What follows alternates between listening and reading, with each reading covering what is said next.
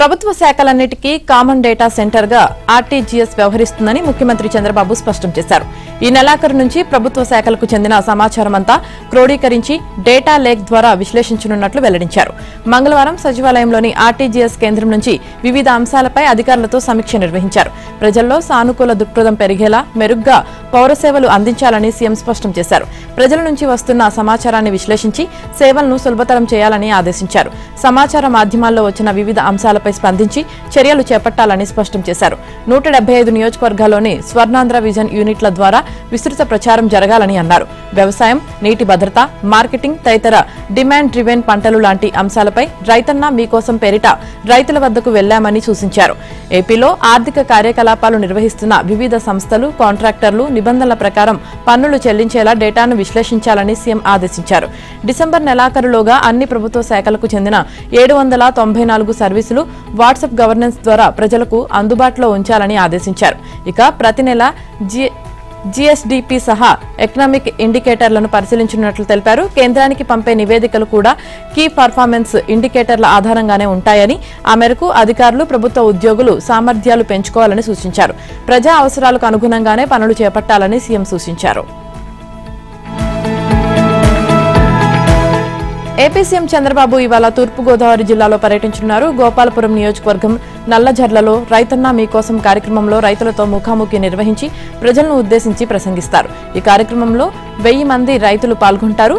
CM పర్యటన వివరాలను తూర్పుగోదావరి జిల్లా కలెక్టర్ కీర్తి చేకూరి తెలిపారు. బుధవారం ఉదయం 10:55 నల్లజర్లకు రానున్న ముఖ్యమంత్రి సాయంత్రం 4 గంటల వరకు ఇక్కడే ఉంటారు. రైతుల పొలాల పరిశీలన, స్టాల్స్ సందర్శన తర్వాత ముఖాముఖి నిర్వహిస్తారు. సభలో మాట్లాడిన అనంతరం గోపాలపురం నియోజకవర్గ పార్టీ కార్యకర్తల సమావేశంలో పాల్గొంటారు. ఆయన పర్యటన సందర్భంగా 1200 మంది పోలీసులతో భారీ భద్రతా బందోబస్తు ఏర్పాటు చేశారు. ఏపీ సీఎం చంద్రబాబు గత నెల 24వ తేదీ నుంచి 29వ తేదీన రాష్ట్ర వ్యాప్తంగా రైతన్న మీకోసం పేరుతో రైతుల ఇంటికి వెళ్లి ప్రచారం నిర్వహించారు. ఇంటింటా చేసిన ప్రచారంలో వ్యవసాయాన్ని లాభసాటిగా మార్చేందుకు ప్రభుత్వం రూపొందించిన పంచసూత్రాలను ప్రచారం చేశారు. సీఎం చంద్రబాబు రాసిన లేఖను ప్రతి రైతు ఇంటికి వెళ్లి ఈ ప్రచారంలో క్షేత్రస్థాయి అధికారులు మొదలుకొని ఉన్నతాధికారులు అన్ని స్థాయిల్లోని ప్రజాప్రతినిధులు అందజేశారు. ఈ కార్యక్రమంలో భాగంగా ఇవాళ రాష్ట్ర వ్యాప్తంగా రైతన్న మీకోసం వర్క్ షాప్ నిర్వహించనున్నారు. నల్లజర్లలో జరగనున్న వర్క్ షాప్ కు ముఖ్యమంత్రి హాజరవుతారు. అనంతరం మధ్యాహ్నం 1:45 నుంచి 3:15 వరకు కార్యకర్తల సమావేశంలో సీఎం పాల్గొననున్నారు. సాయంత్రం 6 గంటలకు విజయవాడ తుమ్మలపల్లి కళాక్షేత్రం చేరుకొని అంతర్జాతీయ దివ్యాంగుల దినోత్సవంలో ముఖ్యమంత్రి పాల్గొంటారు. తిరుమల శ్రీవారి పరకామణిలో చోరీ కేసును లోక్ అదాలత్లో రాజీ చేసుకున్న వ్యవహారంపై దర్యాప్తు చేసి నివేదికను సిఐడి మంగళవారం సీల్డ్ కవర్లో హైకోర్టు ముందు ఉంచింది. ఆ నివేదికను హైకోర్టు రిజిస్టర్ జ్యుడిషియల్ వద్ద దాఖలు చేసినట్లు తెలిసింది. అలాగే నిందితుడు రవికుమార్ ఆస్తులపై దర్యాప్తు చేసి నివేదిక సమర్పించామని ఏసీబీ తరపు స్టాండింగ్ కౌన్సిల్ కోర్టుకు నివేదించారు. ఈ వివరాలు పరిగణలోకి తీసుకున్న హైకోర్టు న్యాయమూర్తి జస్టిస్ గన్నమనేని రామకృష్ణ ప్రసాద్ ఆ నివేదికలను తమ పరిశీలన నిమిత్తం కోర్టు ఆఫీసర్కు అందజేయాలని రిజిస్టర్ జ్యుడిషియల్ను ఆదేశించారు. సిఐడి నివేదికను తమకు అందజేసేలా ఆదేశాలు ఇవ్వాలన్న రవికుమార్ తరపు సీనియర్ న్యాయవాది అభ్యర్థనను తోసిపుచ్చారు. తదుపరి విచారణను ఈ నెల 5వ తేదీకి వాయిదా వేశారు. టీటీడీ పరకామణిలో జరిగిన చోరీకి సంబంధించిన నమోదైన కేసును టీటీడీ బోర్డు తీర్మానం, ఈవో అనుమతి లేకుండానే 2023 సెప్టెంబర్ 9న లోక్ అదాలత్ వద్ద ఏవీఎస్ఓ వై సతీష్ కుమార్ రవికుమార్తో రాజీ చేసుకున్న వ్యవహారం సమగ్రంగా దర్యాప్తు చేయాలని సిఐడిని హైకోర్టు ఆదేశించింది. అలాగే పరకామణిలో చోరీకి పాల్పడిన రవికుమార్, ఆయన కుటుంబ సభ్యుల స్థిర, చర ఆస్తులు, బ్యాంకు ఖాతాలను పరిశీలించడంతో పాటు వారు ఆ ఆస్తులు వారి ఆదాయానికి తగ్గట్లే ఆర్జించారా అనే కోణంలో లోతైన దర్యాప్తు చేయాలని ఏసీబీని ఆదేశించింది.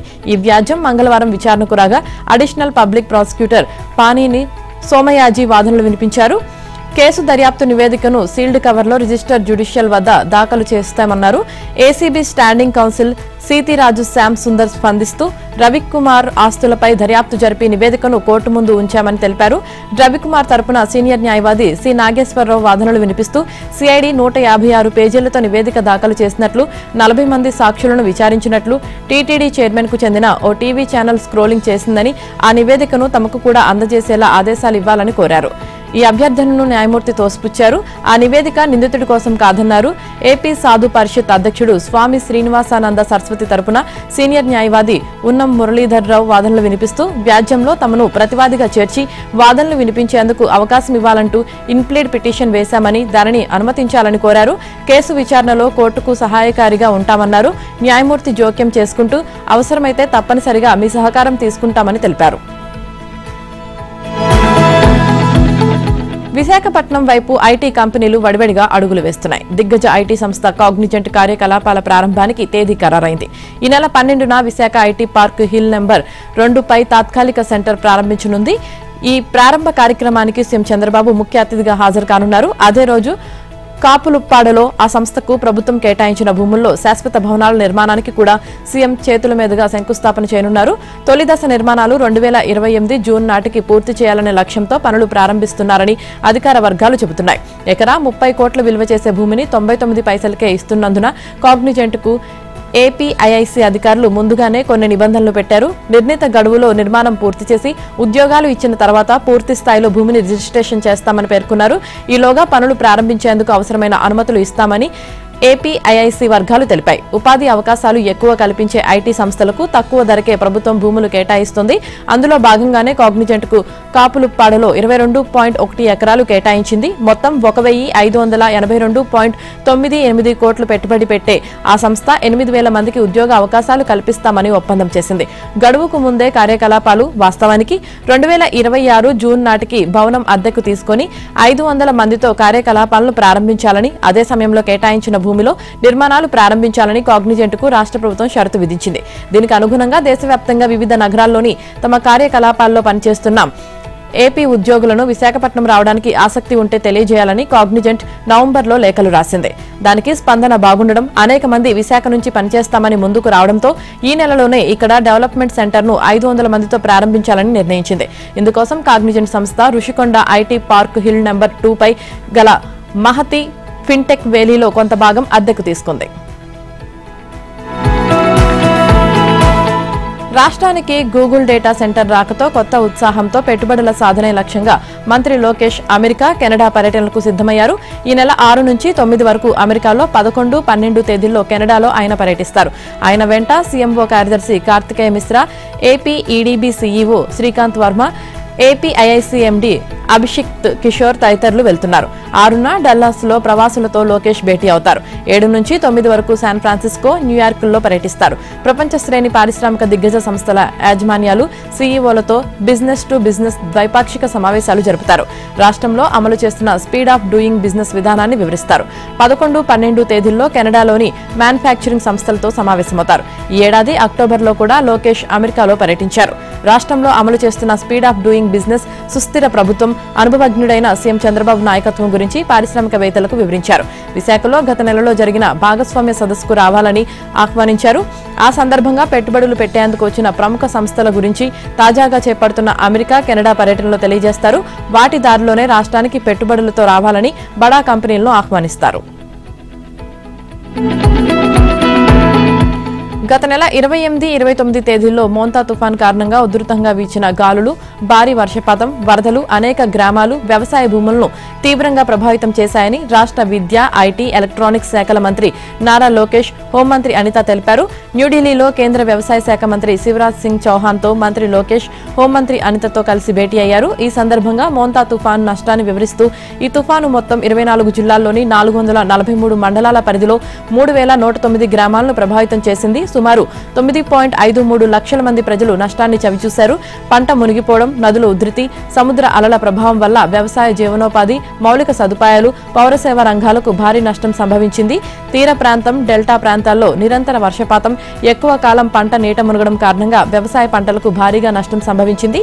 సుమారు 1.61 లక్షల హెక్టార్లలో పంటలు వరి, మొక్కజొన్న, పత్తి, వేరుశనగ, కందిపప్పు, సిరిధాన్యాలు దెబ్బతిన్నాయి.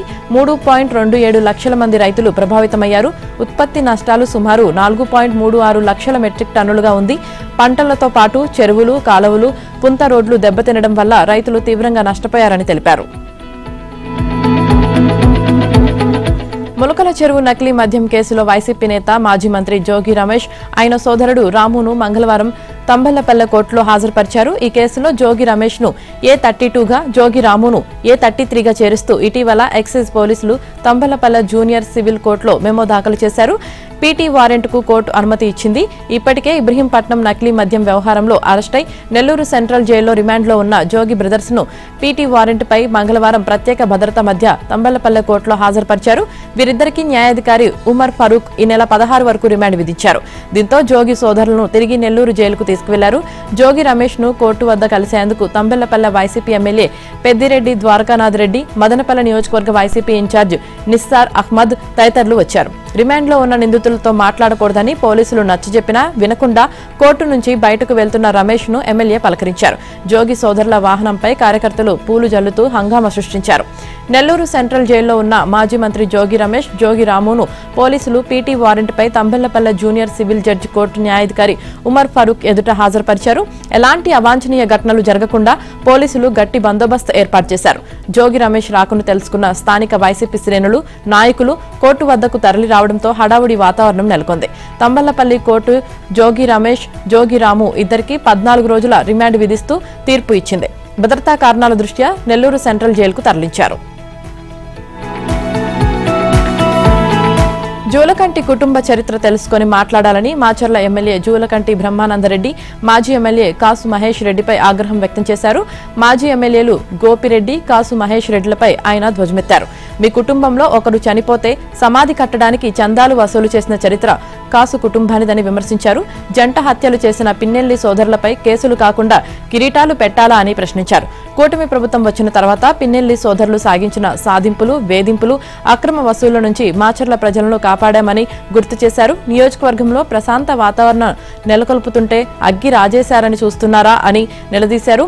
విగ్రహాల దొంగతనంలో నీ వాటా ఎంత గోపిరెడ్డి అని ఎమ్మెల్యే జూలకంటి ప్రశ్నించారు.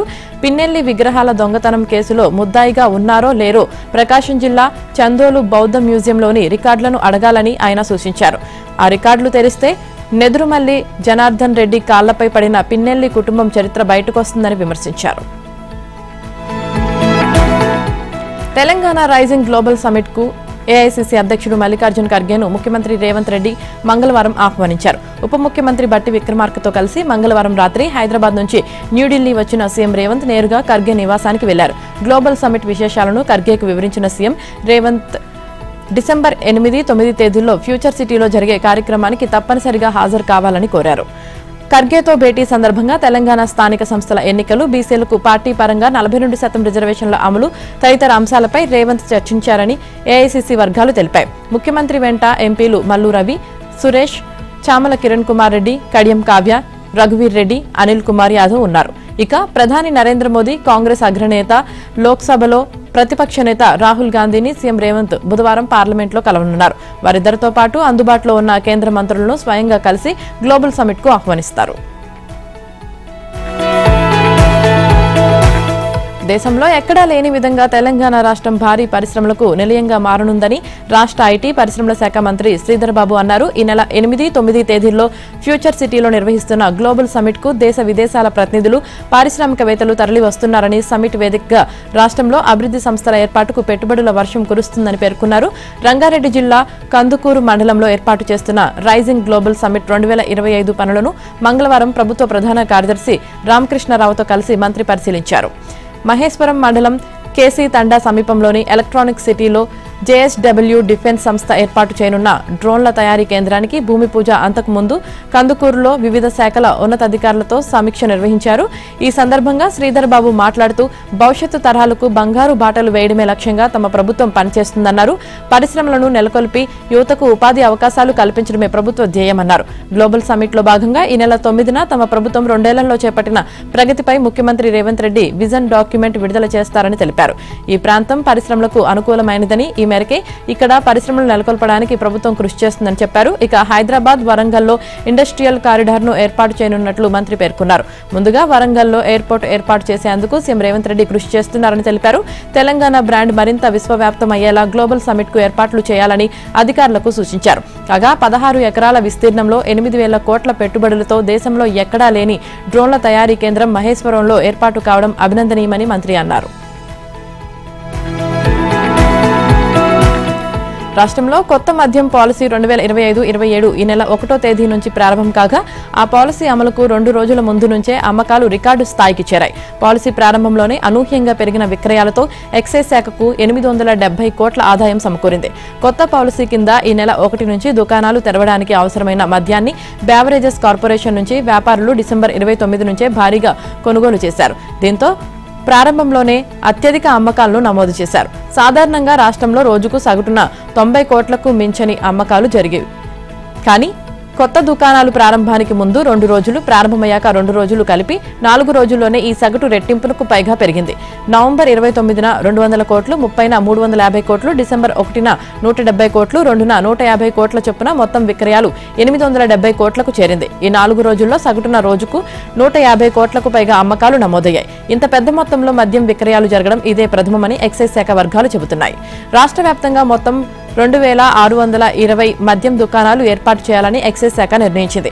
వాటికి దరఖాస్తులు ఆహ్వానించి లాటరీ ద్వారా దుకాణాలను ఎంపిక చేసింది. ఈ ప్రక్రియలో భాగంగా ఇప్పటికే 98% మందికి లైసెన్సులను మంజూరు చేసినట్లు అధికారులు తెలిపారు.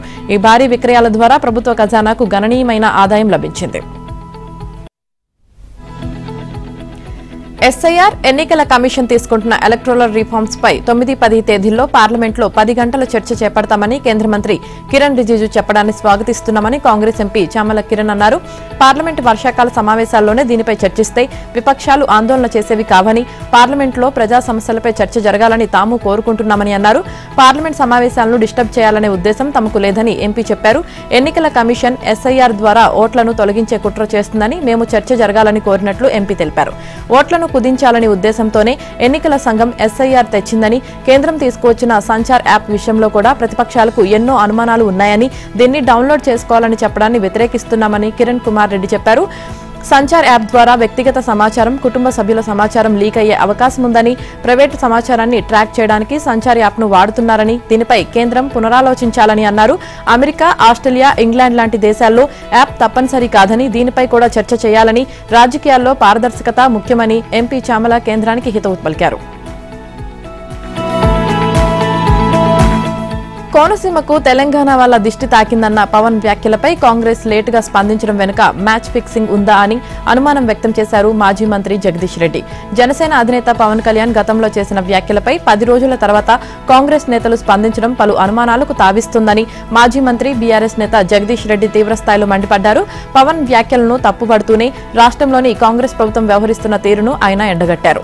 పవన్ కళ్యాణ్ మాట్లాడిన 10 రోజుల వరకు మౌనంగా ఉండి కాంగ్రెస్ మంత్రులు ఇప్పుడు హడావుడి చేయడం విడ్డూరంగా ఉందని జగదీష్ రెడ్డి ఎద్దేవా చేశారు. ఇన్ని రోజులు కాంగ్రెస్ నేతలు కమిషన్లు పంచుకునే పనిలో ఉండి పవన్ వ్యాఖ్యలను పట్టించుకోలేదా అని ప్రశ్నించారు. ఇప్పుడు అకస్మాత్తుగా స్పందించడం వెనుక ఏమైనా ప్రత్యేక కారణాలు ఉన్నాయా, లేక ఇది ఏమైనా మ్యాచ్ ఫిక్సింగా అని సందేహం వ్యక్తం చేశారు. బహుశా వాటర్లో నీళ్లు కలుపుకునే మంత్రులు స్పృహలో లేనట్లు ఉందని మంత్రి కోమటిరెడ్డిని ఉద్దేశించి ఘాటు వ్యాఖ్యలు చేశారు. కాంగ్రెస్ నాయకులు దందాలు చేస్తూ రాష్ట్రాన్ని మర్చిపోతున్నారని, ఇలాంటి వారికి తెలంగాణ హక్కులు, ఆకాంక్షల పట్ల బాధ్యత లేదని విమర్శించారు. ఇలాంటి వారు రాష్ట్రాన్ని ఎలా నడపగలరని అభిప్రాయపడ్డారు. ఒక ప్రాంత ప్రజల మనోభావాలు దెబ్బతిన్నాయని అనిపించినప్పుడు వెంటనే ఆ వ్యాఖ్యలను ఉపసంహరించుకోవాలని పవన్కి సూచించారు. పవన్ వెంటనే తన వ్యాఖ్యలను వెనక్కి తీసుకున్నట్లు ప్రకటించాలని డిమాండ్ చేశారు. సాంకేతికతపై ఉన్న పట్టుతో కొత్త సినిమాలను పైరసీ చేసి సినీ పరిశ్రమను చుక్కలు చూపించిన ఐబొమ్మ రవికి పోలీసులు ఓ ఆఫర్ ఇచ్చినట్లు సమాచారం. అతని తెలివితేటలను గుర్తించిన పోలీసు ఉన్నతాధికారులు విచారణలో భాగంగా పోలీస్ శాఖలోకి వచ్చి సైబర్ క్రైమ్ విభాగంలో పనిచేస్తావా, మంచి జీతం కూడా ఇస్తామని అడిగినట్లు తెలిసింది. రవి మాత్రం వారి ఆఫర్ను తిరస్కరించినట్లు సమాచారం. ఇమ్మడి రవిని కస్టడీలోకి తీసుకుని విచారించిన పోలీసులు అనేక కొత్త విషయాలు రాబట్టినట్లు తెలిసింది. విచారణలో భాగంగా నీ బొమ్మ క్లోజ్ అయింది, తర్వాత ఏంటి అని పోలీసులు ప్రశ్నించగా కరేబియన్ దీవుల్లో ఒక రెస్టారెంట్ పెట్టి తెలంగాణ, ఆంధ్రాతో పాటు దేశంలోని ప్రముఖ వంటకాలను అక్కడి ప్రజలకు రుచి చూపించి డబ్బు సంపాదిస్తానని రవి చెప్పినట్లు తెలిసింది. రెస్టారెంట్ కు ఏం పేరు పెడతావని పోలీసులు ప్రశ్నించారు. ఐబొమ్మ పేరే పెడతానని రవి బదులివ్వడం విశేషం. కొద్ది రోజుల్లోనే కరేబియన్ దీవుల్లోని అన్ని దేశాల్లో ఐబొమ్మ రెస్టారెంట్ శాఖలను ఏర్పాటు చేస్తానని, భారత వంటకాలకు అక్కడి ప్రజలు అలవాటు పడేలా చేస్తానని రవి చెప్పినట్లు తెలిసింది.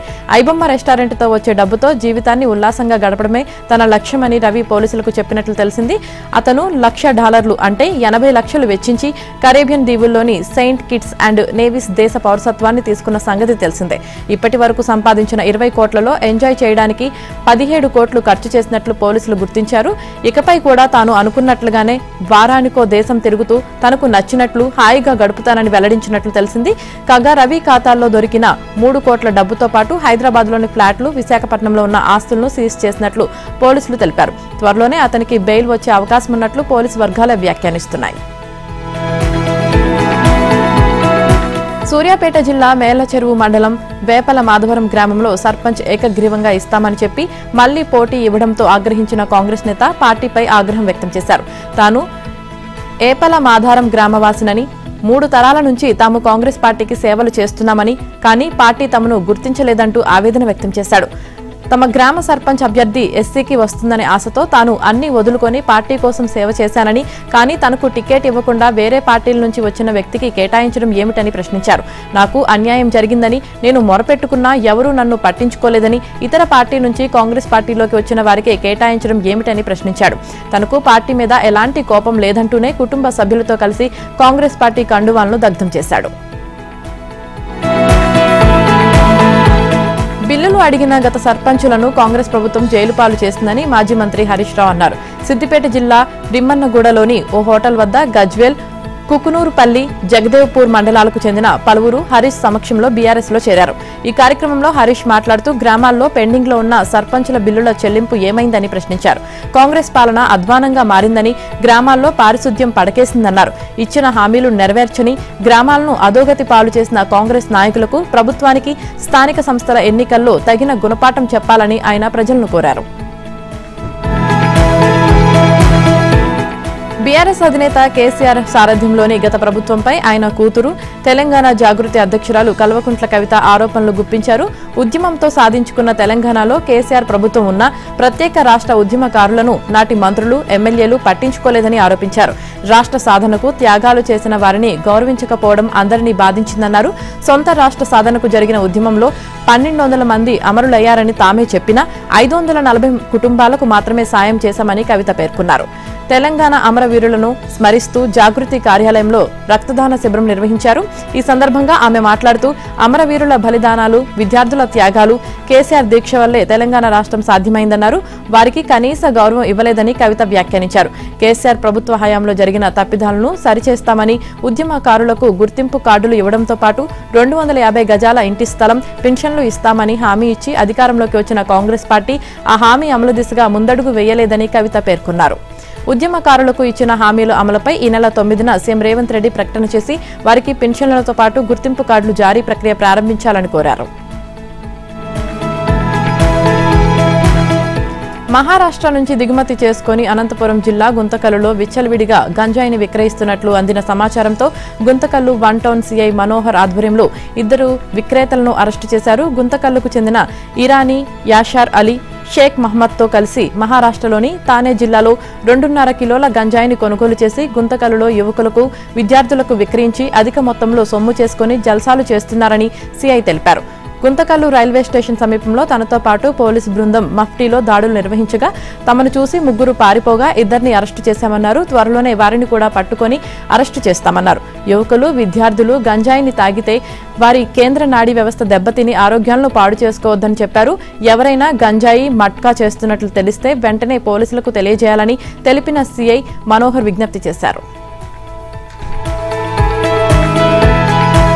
ఖమ్మం జిల్లా వైరా మండలం విప్పలమడక గ్రామంలో మాజీ సర్పంచ్ విజయరాజు దంపతులతో పాటు 100 కుటుంబాలు సిపిఎం కార్యదర్శి బూక్యా వీరభద్రం సమక్షంలో సిపిఎం పార్టీలో చేరారు. పార్టీలో చేరిన వారికి సిపిఎం డివిజన్ కార్యదర్శి బూక్యా వీరభద్రం, తెలంగాణ రైతు సంఘం జిల్లా కార్యదర్శి బొంతు రాంబాబు పార్టీ కండువాలు కప్పి పార్టీలోకి స్వాగతించారు.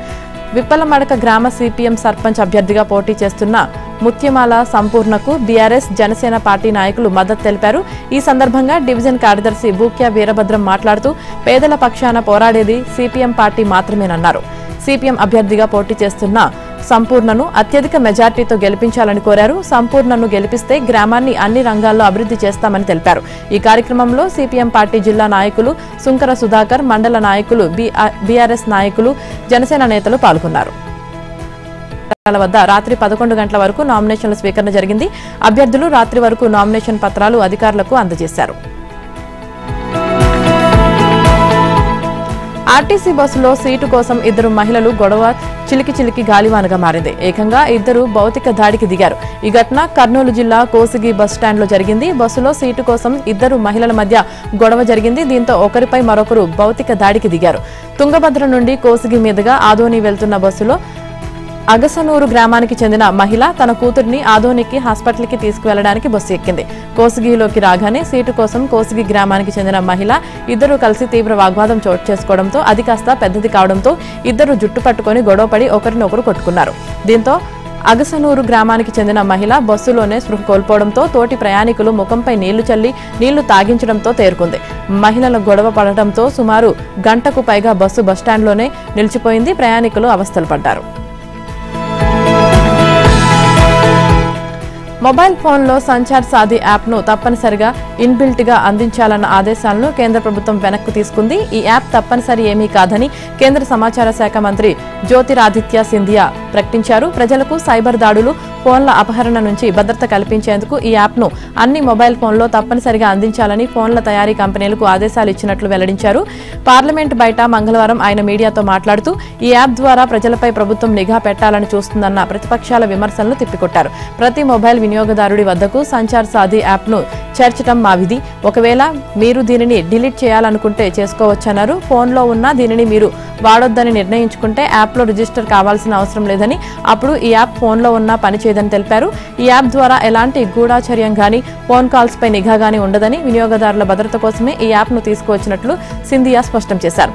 సంచార్ సాథీ యాప్తో ప్రజల వ్యక్తిగత గోప్యతకు ఎలాంటి నష్టం ఉండదని మరో కేంద్ర మంత్రి పెమ్మసాని చంద్రశేఖర్ తెలిపారు. దక్షిణ పశ్చిమ బంగాళాఖాతం మరియు ఉత్తర తమిళనాడు పుదుచ్చేరి తీరం పరిసరాల్లో ఏర్పడిన అల్పపీడనం బలహీనపడి మిగిలిన వ్యవస్థ ప్రస్తుతం నెమ్మదిగా దక్షిణ పశ్చిమ దిశగా కదులుతుంది. గత 6 గంటల్లో ఇది గంటకు 3 కిలోమీటర్ల వేగంతో కదిలింది. పుదుచ్చేరికి 60 కిలోమీటర్లు ఈశాన్యంగా, చెన్నైకి 80 కిలోమీటర్లు దక్షిణంగా కదులుతూ కడలూరుకి 80 కిలోమీటర్ల ఈశాన్యంగా, నెల్లూరులోకి 240 కిలోమీటర్ల దక్షిణంగా ఉంది. ముఖ్యంగా ఈ వ్యవస్థ ఉత్తర తమిళనాడు, పుదుచ్చేరి తీర ప్రాంతాలకు కేవలం 25 కిలోమీటర్ల దూరంలోనే ఉన్నట్లు భారత వాతావరణ శాఖ పేర్కొంది. వాతావరణ శాఖ ప్రకారం ఈ వ్యవస్థ మరికొన్ని గంటల్లో మెల్లగా తమిళనాడు, పుదుచ్చేరి తీర దిశగా కదులుతూ తదుపరి 12 గంటల్లో బలహీనపడే అవకాశం చాలా ఎక్కువగా ఉంది. ఇందువల్ల చెన్నై టు కాంచీపురం, విల్లుపురం, కడలూరు, తిరువల్లూరు, పుదుచ్చేరి ప్రాంతాల్లో ఈ రాత్రి కూడా తీవ్రమైన వర్షాలు పడే అవకాశం ఉంది. కొన్ని చోట్ల గాలులు పెరగవచ్చని సూచించారు.